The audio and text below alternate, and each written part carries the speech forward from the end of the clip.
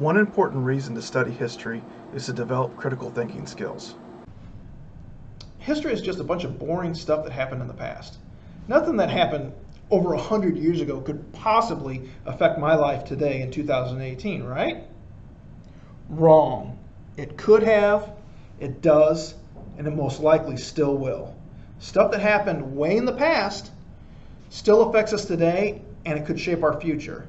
So if you want to have an effect on your life right now and shape the future, you need to understand what happened in the past. So the United States of America is arguably the richest and most powerful nation in the world. America's monetary and military strength thrust it into a leadership position in almost all world affairs. America is a constitutional republic. This form of governance trusts its citizens to decide how the country operates.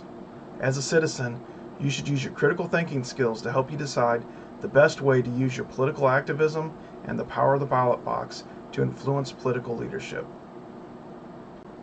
Apply your critical thinking skills to this question. Should America be a socialist country? Traditionally, almost all Americans said, nope. President Trump made a strong statement about this subject at State of the Union address. Tonight, we renew our resolve that America will never be a socialist country.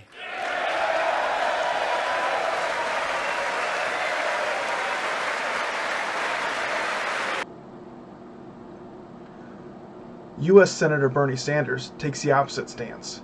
He described himself as a democratic socialist, and he states that America already has some socialist programs and that he believes the country needs more socialism.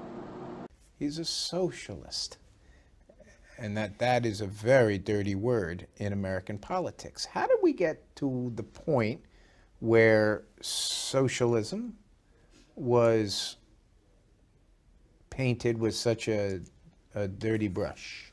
Well, there are a lot of reasons for it. People write very big books about that.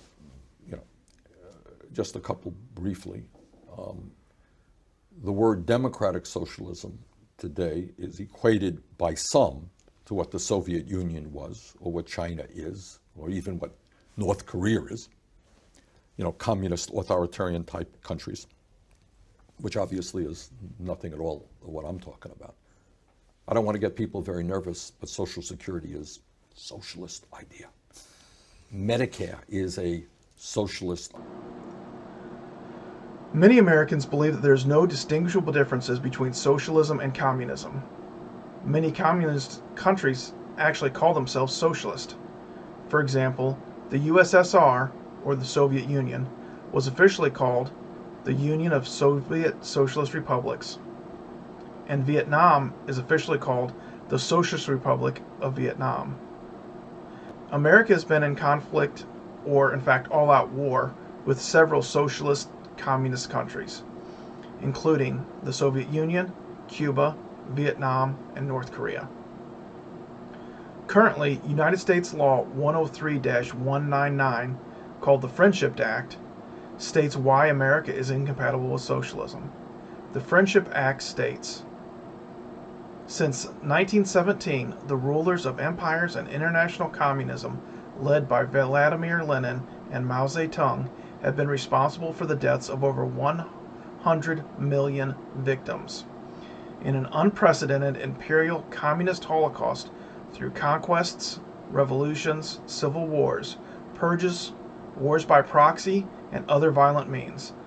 These imperialist regimes of international communism have brutally suppressed the human rights, national independence, religious liberty, intellectual freedom, and cultural life of the peoples of more than 40 captive nations.